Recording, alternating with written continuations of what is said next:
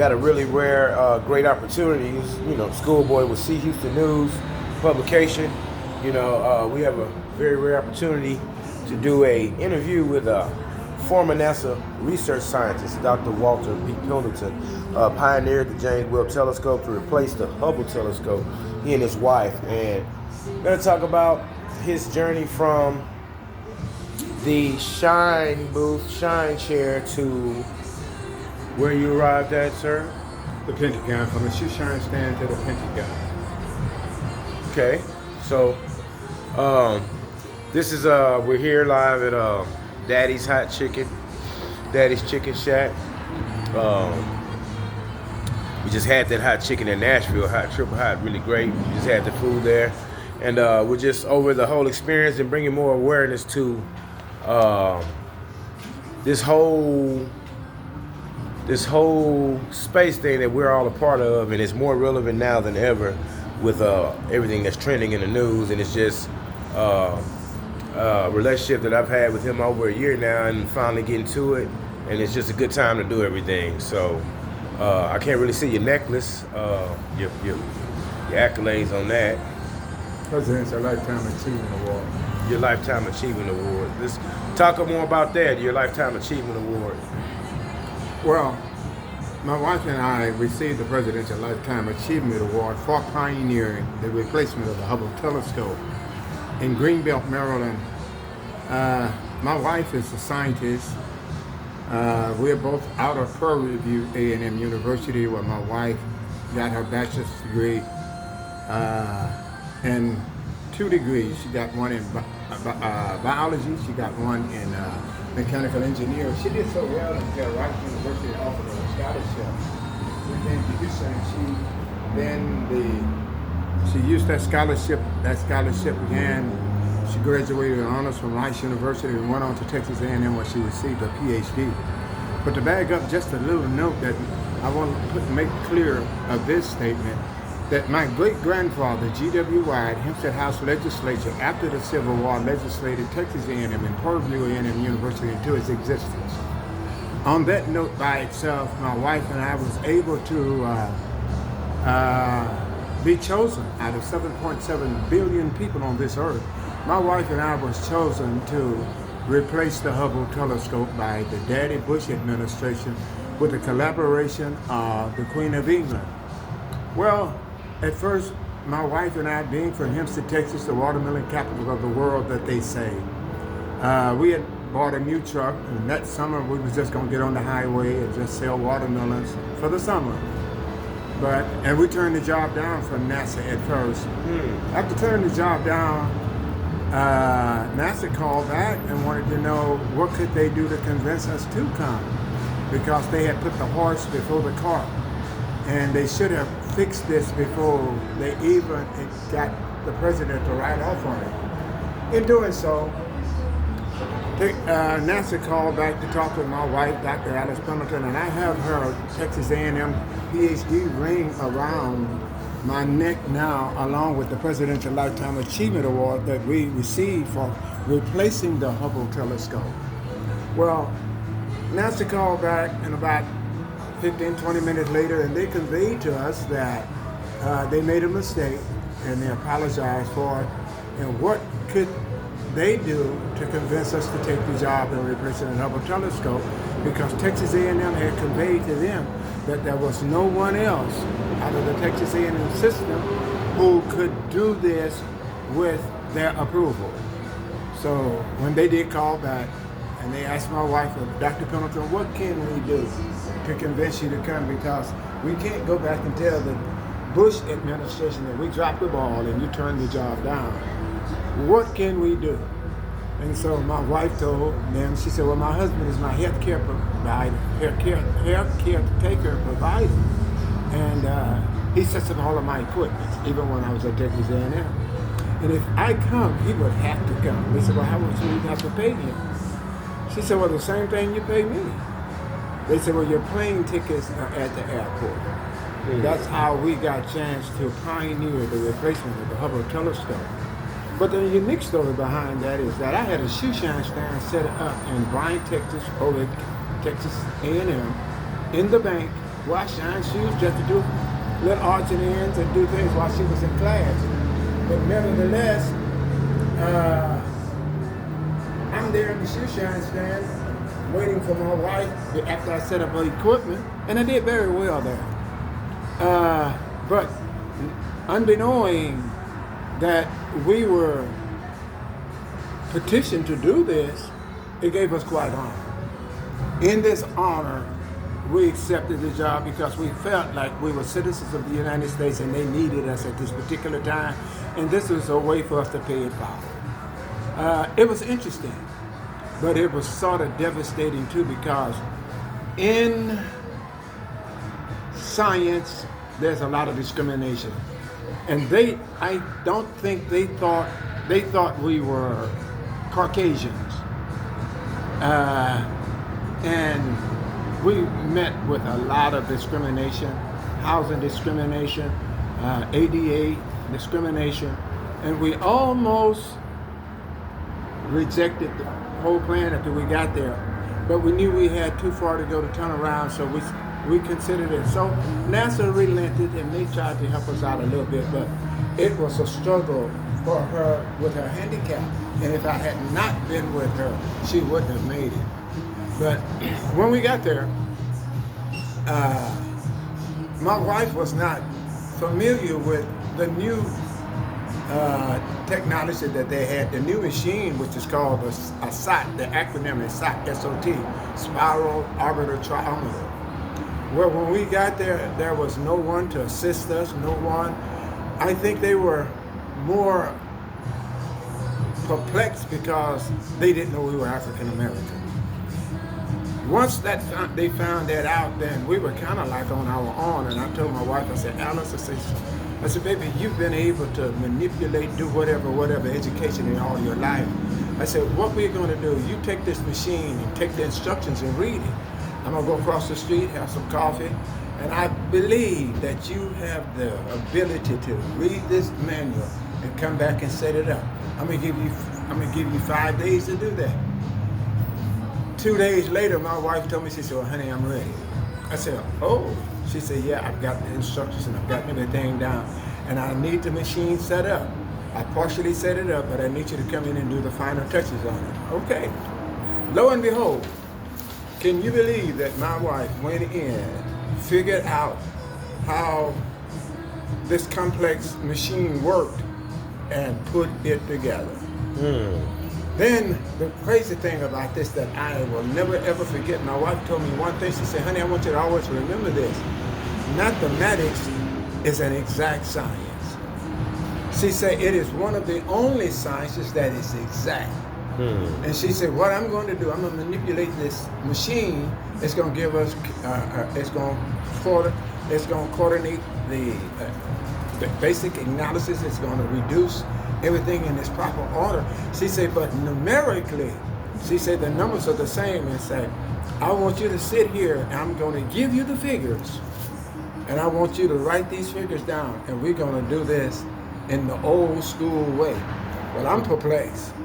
I knew my wife was the smartest thing in my classroom. From when we went to school, from the 4th grade on up to high school, she was the smartest person I've ever seen in the classroom with. So I had confidence in her. I said, okay, honey, let's try it.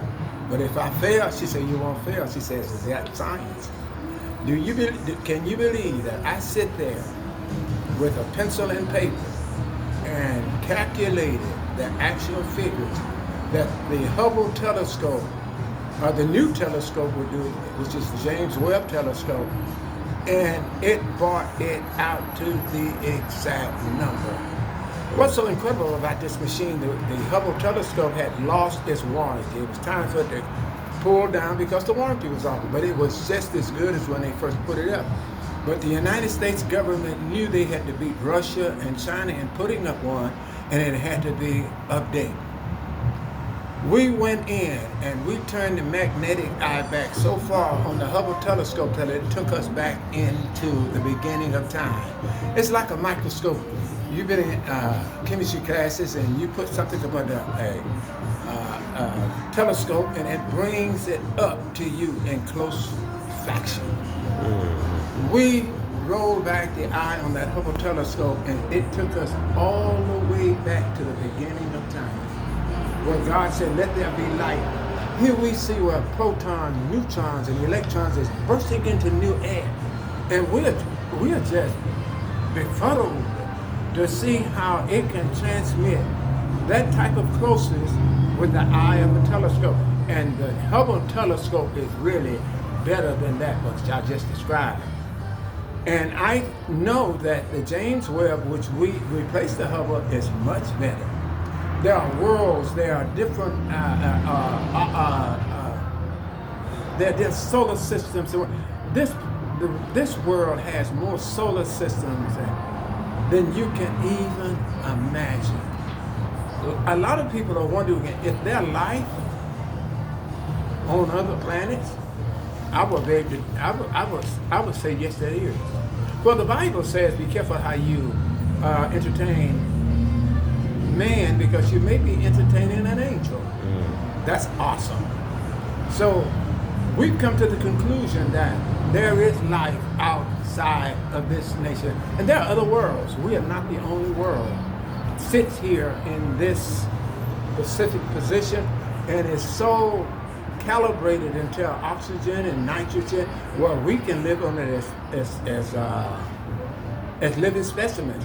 But outside of the Earth realms, out in orbit, there are different radiations, such as gamma radiation and other different radiation that will destroy mortal man, and man could not handle it. God set us in such a position that we are able to exist and coexist by Him just breathing air into our nostrils and we become living objects. But I would like to say today to those of you who are listening, there are many of our kids who are able to go into the science field today that we would like to encourage to do so. I sit here in this shoe shine stand, and I marvel because of the fact I went from a shoe shine stand to the Pentagon. That's an experience within itself, and the Lord has told me, He said, "This is going to be your testimony." He said, "Because men are saved by the testimonies of God." Hopefully this comes up and resonate with some of you guys. We have our own institute. We have a program which is called the Program of Science and Technology. It's called STEM, S-T-E-M, Science, Technology, Engineering, and Mathematics. We are building not only African Americans, but anyone, but we're going into our community. There are people in our community that are super intelligent. And we come to make it be known that we are here to help those people conquer their achievements of their dreams. My wife and I adopted 2 kids out of special education in Hempstead, Texas. Those kids moved into our homes at 9 and 10 years old. Brother and a sister. My wife tutored those kids, and they went back into the school system and broke over one summer and broke the glass ceiling. They became so iconic within the system because they knew kids who was in special education because those were their classmates. And sometimes my daughter would come home and say, "Daddy, he can't read, he's over there." I said, "Well, you take him in and you show him how." And my kids started turning the special education kids into scholars. The instrument that God has placed within us is phenomenal. We can do anything. Anything, we can do that. And I'm so proud to sit here today. And because of replacement of the Hubble telescope, my wife and I won the Presidential Lifetime Achievement Award for doing so. That's another great accomplishment. The Presidential Lifetime Achievement Award. And my wife has passed on since Thanksgiving 2 years ago. This Thanksgiving will be 2 years after 51 years. But God allowed us to come and plant our footprints in the sands of time. Out of 7.7 billion people on this earth, my wife and I both are responsible for replacing the Hubble telescope. Get in contact with us if you would like to do so. We have our own school. I was just in Washington, D.C. last month where we spoke before 9 different nations. that we're setting up satellite schools. We would love to help and bring our people. Our people has been in 400 years of slavery here that we have not been able to matriculate as we should. Our time is now. I would like to you speak. today. I would like to speak on Sure. more of the fact of and knowledge on slavery and the times of that, and just directly descended through you. I personally, through Purview, know about Wyatt Chapel. Yes. I was in the BSM movement, and I would like for you to speak on your contribution, your family's contribution, and let's try to. We're gonna go to the second part of it. Let's try to speak in layman's terms. Sure. For any ex-student, we need everybody ever went to Prairie View, alumni, Administration. current members, Sure. current, future Prairie View A&M students that want to attend this university to know more about the history. And there's a lot of historians, but my company was started in Prairie View in 1996, Sure. Schoolboy Marketing. So you're seeing a result of that. You're also seeing a result of the family. We're gonna get real right now. His grandmother is buried On the street at the university. on University Drive. That's how deep this is with his family's contribution to Prairie View. And I want you to just speak in layman's terms about, everybody knows that a lot of black cemeteries and a lot of our Sure. graveyards, just like in Fifth Ward, have been Sure. covered up and made streets and not given their proper. I mean, we built the country and contributed, and then it's no regard or no total respect given. What's the process now of what you're going through with the Texas A&M system regarding that, and the history of your family for the university? It's like everybody who had an opportunity to go to Prairie View, if it wasn't for this knowledge and this family line, let them know how important that is, or how it even came about. Yes, sir. Well, first of all, my great-grandfather, his name is George W. Wyatt. You can Google his name. He was an early Hempstead House legislature after the Civil War, when Texas Constitution demanded that we would have equal education, but it would be separate. So when my great-grandfather, George Wyatt, won a seat in the state legislature, his picture's in the state capitol now in Austin, he was a school teacher. It was against the law for African Americans to learn how to read, but he was a bold person, and he took it on himself. And it's a story behind that story that we will get a chance to tell you one day. It goes all the way back to George Washington, how he defeated the Cherry Republic Party of African Americans, and they fled to the South. They knew how to read, they knew how to be blacksmiths, they knew how to do a whole number of things. They were some very unique, smart people. Well, when they moved and escaped to the South, they came here and set up the schools in the South. Prairie View was one of them. And it's ironic right now that Prairie View don't even realize that my wife, two people out of Prairie View, pioneered the replacement of the Hubble telescope. This story needs to be told more. But to deviate from that for just a bit, to let you know, when my great-grandfather brought Prairie View to our backyard, it sits in our backyard at the university. We were here probably maybe 100 years in the 1700s by fleeing after the war with George Washington overthrew the Cherry Republican Party, came here, and we've been here since the latter part of the 1700s. We were here before Prairie View. We were here before Texas A&M. We were here before the Civil War. So he knew how to read, he knew how to be blacksmithing, and he was a very unique man. So this is how he started the school. When Prairie View moved to Prairie View, it was called Hempstead at that time. They named it Prairie View. My people named it Prairie View A&M University. Well, it wasn't Prairie View A&M University, it was Prairie View College at the time. And it further, later down the road, it became a university. But when Prairie View was set up here, when my grandfather bought them here, they had nowhere to bury their dead.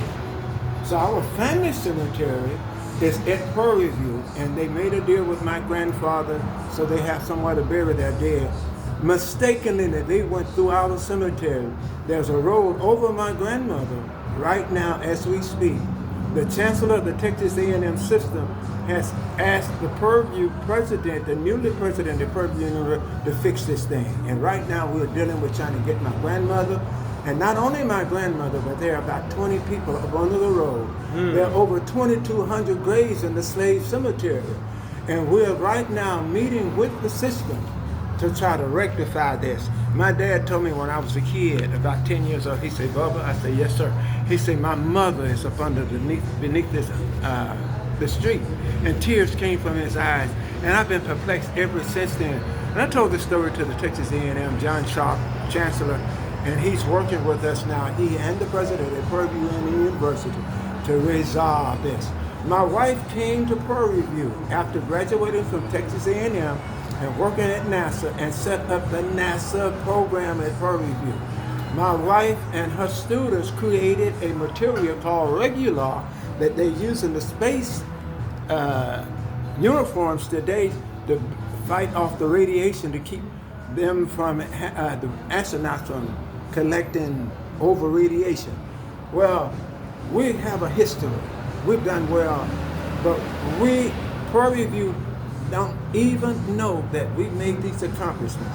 And we want to highlight this. Well, we're highlighting it now through the help of social media, the help of C. Houston. That's why I started this marketing company and I started this advertising with one of the very few actual print publications. It's still digital. Awesome. So it just takes awareness, and we're going to call for, and we're going to help in the organization of a parade or a march on University Drive to honor and to commemorate his family and your grandmother.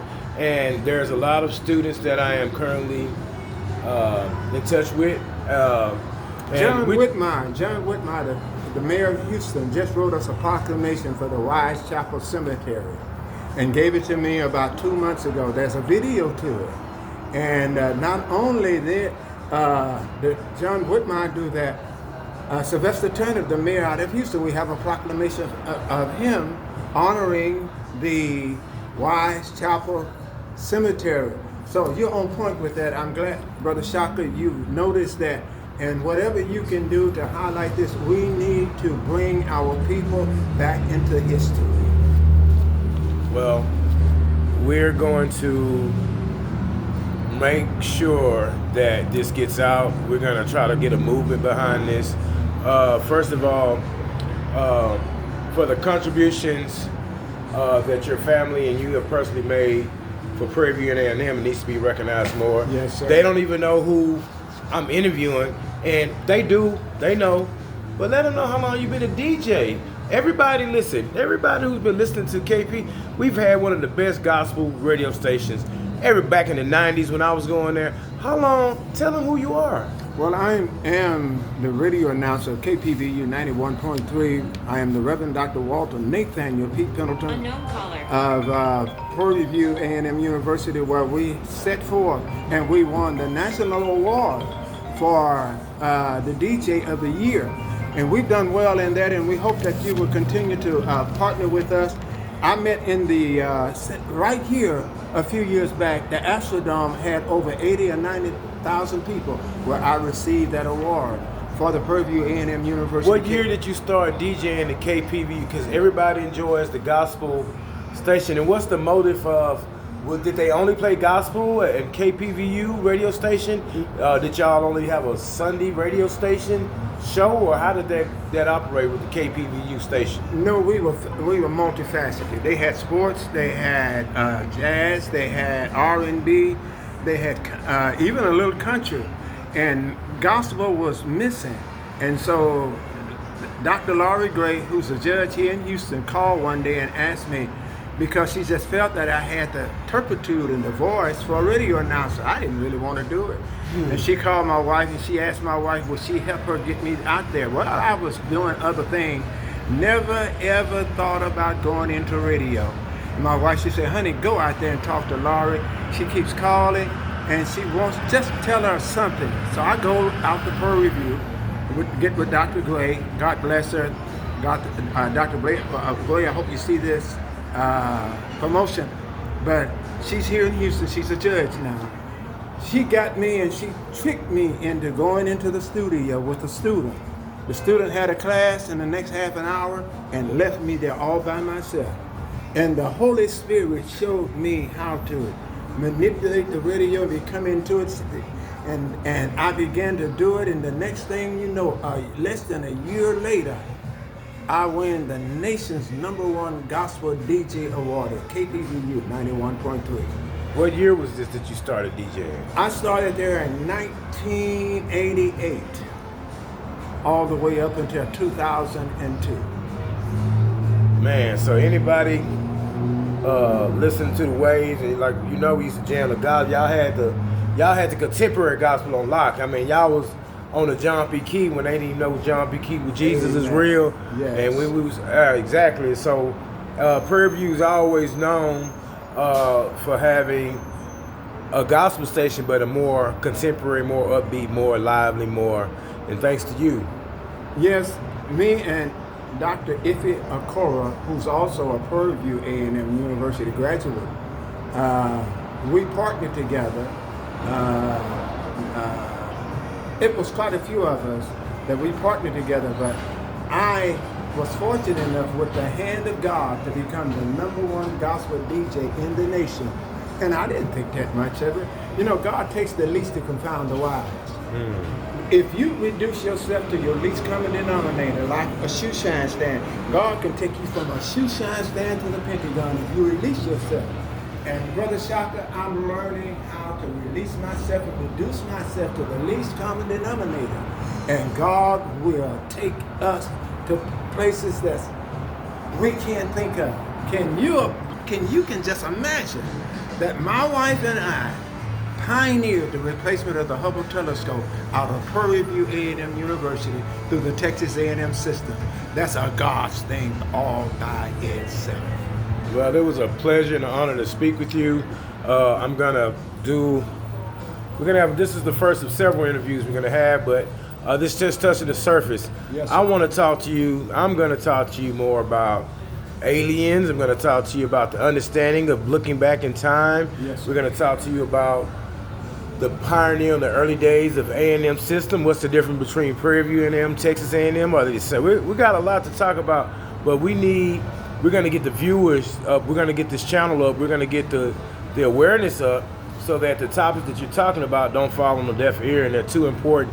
And like I said again, anyone that has attended Prairie View A&M University, all my marching storm members, I mean, I just left homecoming this year, 2024. We have a large alumni and a large base that needs to know the history, because everybody has stepped foot on your grandmother's grave. I mean, that's literally what it is. I mean,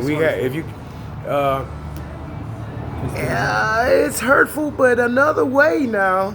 I'm looking at the blessing and the influence I look at it like this: your grandmother and your family is still leading the way and guiding the way for everybody that comes, whether you know it or not. And that's more powerful than anything.